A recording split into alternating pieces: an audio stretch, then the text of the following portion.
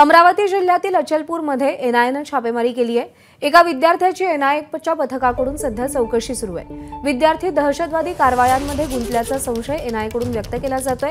या विद्यार्थ्याची एनआयएचं पथक कसून चौकशी करत असून त्या संदर्भात गुप्तता बाळगली जाते।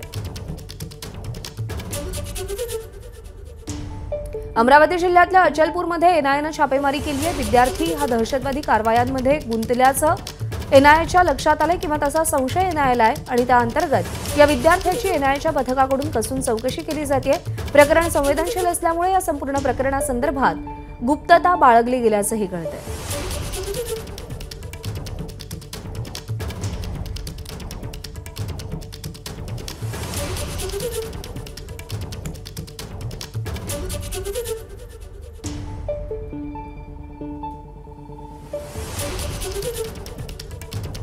अमरावती जिल्ह्यातील अचलपूर इथे एनआयएच्या पथकानं छापा टाकलाय।